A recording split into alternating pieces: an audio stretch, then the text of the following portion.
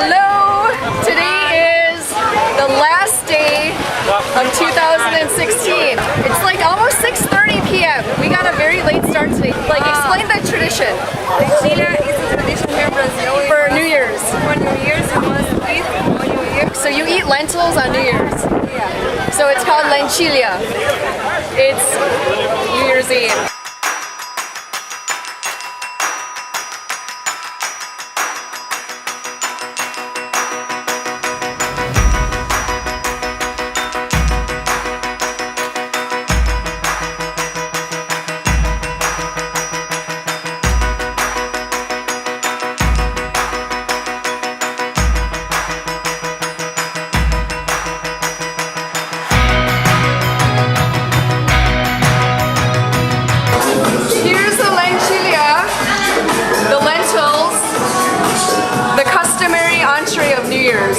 Okay, so this is going to be the last day of 2016. Everyone in Brazil wears white because it complements our tans. My makeup, it's almost like 10:45 p.m.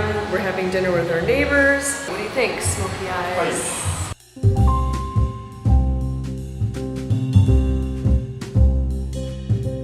Feliz Ano Novo! So, this is what I'm wearing for New Year's in Brazil. It's backless, and I'm super sweaty. But yeah, this is my look, all white except for the shoes.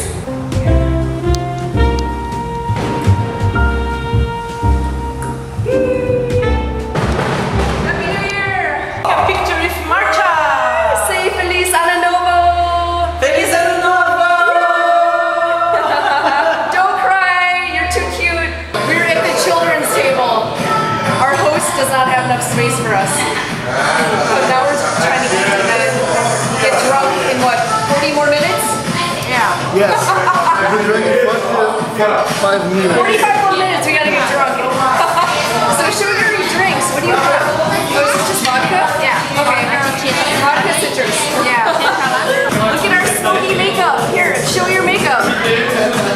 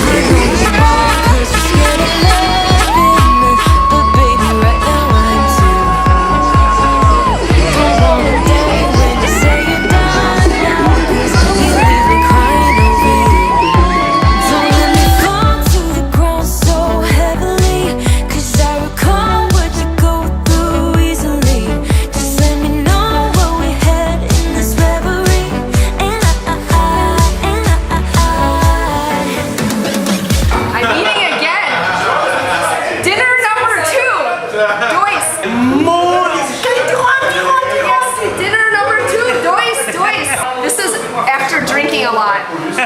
Drunk dinner. Yeah. Quente, hot. Yeah. Cheers. Cheers. Everybody.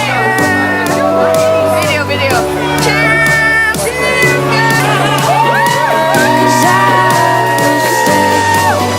Valeu então, vamos encerrar por aqui, valeu? Só vou pedir.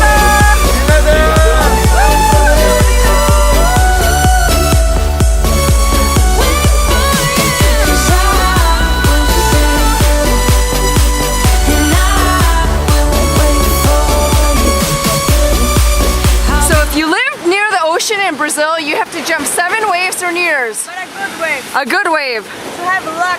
To have good luck in the following year. To get some lucky on 2017. 1, 2, Dois. jump. 3, 4.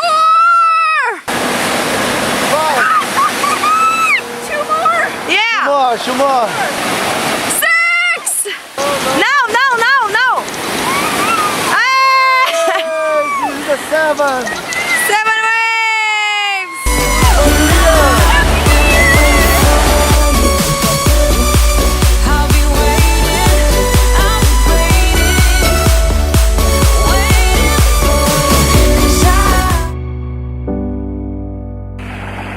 January 1, 2017.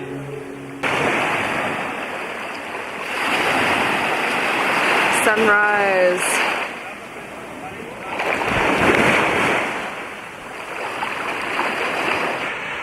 Hey puppy. What? Who's this guy? Who's this puppy? Our friend. Take a picture. Who are you? So cute.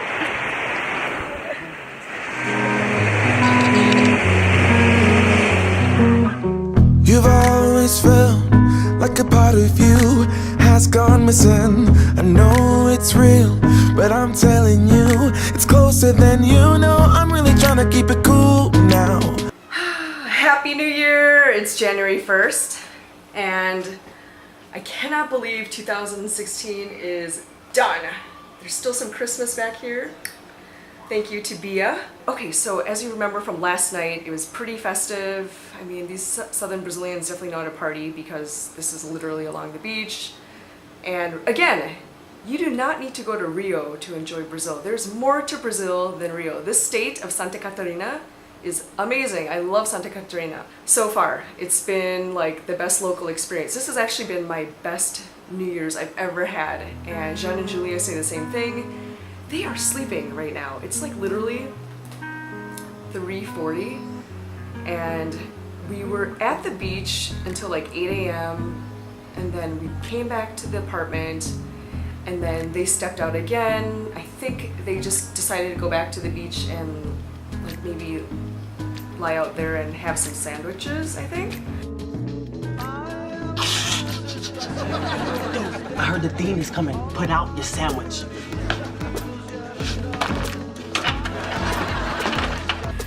So they came back in at like maybe 10:30, 11:30 in the morning. I don't even remember. I mean, I was even like, I was still wearing like my white bikini from last night and there's sand everywhere.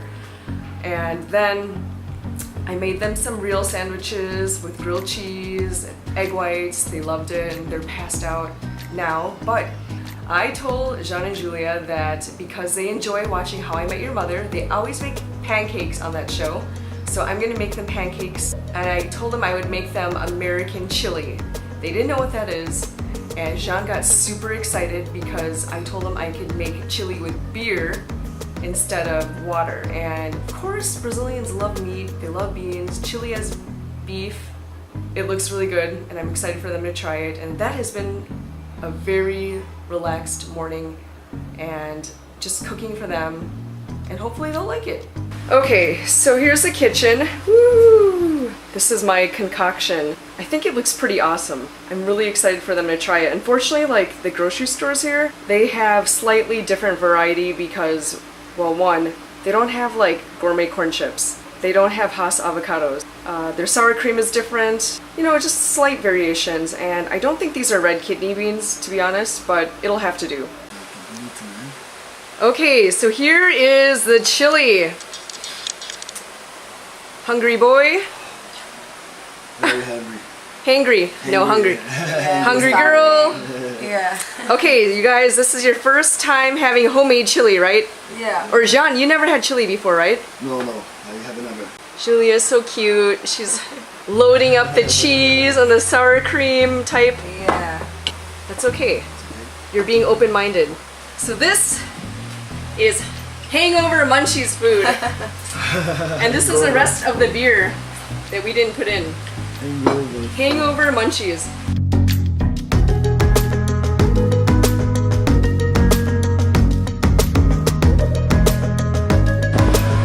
And guess what?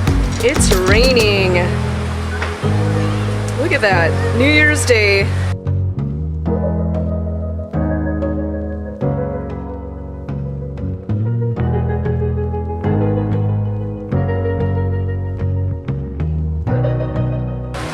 Spotted the rainbow.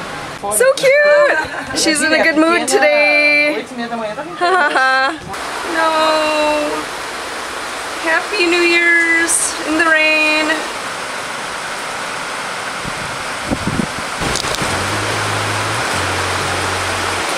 Oh my gosh, it's pouring! New Year's! This is New Year's in Brazil! No!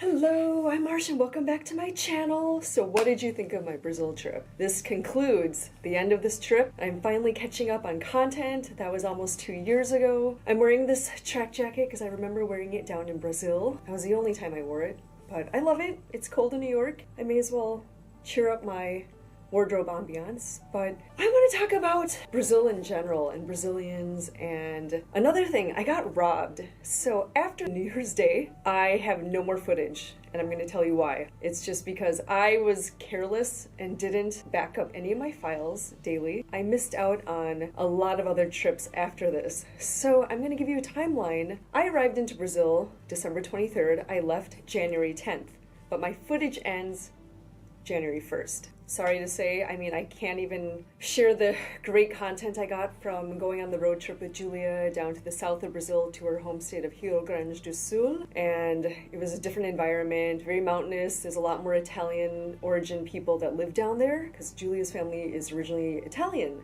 before they went down to Brazil, such as most of the people down in the south of Brazil.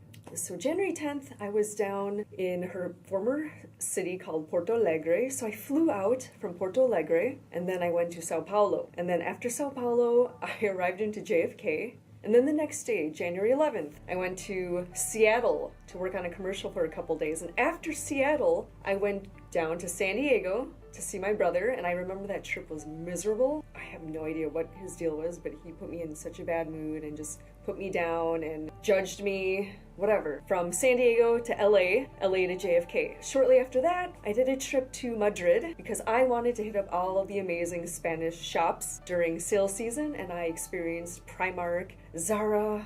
After that, I had to hustle back to New York because I had a commercial I booked while I was in Madrid, and I wanted to get back in time for this commercial because the money was going to be really good. And I realized there were no direct flights I could get on time back to JFK. So I flew from Madrid to Paris, couldn't get out of Paris to get back to the States in time. So I went to London from Paris, slept at London Heathrow overnight, caught the first flight out, and flew to Boston. Because from Boston, I could actually get to Albany, New York. I couldn't get there from JFK on a flight, because New York to New York, they don't do those flights. So from Boston, I took this random airline called Win Air and took some pedal jumper, landed in Albany, took a cab to my holding location in Troy, New York, got to my commercial an hour late, but hey, I made it. And then from there, a few of us drove back down to Manhattan, gave the girls some gas money, and then the next day, I remember flying out of LaGuardia back to Boston for an audition, and then the same day I flew back to LaGuardia. So I did this Boston round trip. At this point, this is 13 flights. Right before Valentine's Day, I ended up flying to LA to meet my friend Georgia. She is an Emirates cabin crew member. This is her first flight to the States. She's never visited the US, so she told me, hey, I have an LA trip from Dubai coming up, and do you want to meet me out there? I said, yeah, that'd be cool. So she had this 48-hour, 50-hour layover. I met her out there, and we had a great time. I stayed maybe a little longer than her because she had to go back for work. So JFK to LAX, LAX back to JFK. That was 15 flights. And then I had booked a commercial on, I think it was February 16th. So February 16th, I go back to Brazil to see Julia because she graduated from her architecture degree. And I'm really proud of her. She's very talented. She's also an interior designer. And then from São Paulo, I fly to Porto Alegre because this is where her graduation is, and I missed all the great content from that trip as well. Everything before this, there's nothing, because I got robbed in the São Paulo airport on the way out of Brazil. I left Julia's place, and long story short, we drove up to her new city, Florianópolis, which is in the state of Santa Catarina, where I spent most of my trip on this Brazil trip in Peña. So Julia drove me to a city called Navegantes, which is a city I connected to from São Paulo when I first arrived into Brazil. And from Navegantes, I flew to São Paulo. And you know what? I was completely off my game or something. I was so tired. I was in the bathroom. I set my camera down on the counter with all my luggage around me and on the cart, and I just didn't think to grab my camera or something. But the only other person that came in was a woman in a white t-shirt and black pants and a handbag. That meant she worked at the airport. So this airport employee swiped my camera, and I don't even care about the camera. I care about the content that's on the memory card. That was what's important to me because I don't have any footage from so many trips.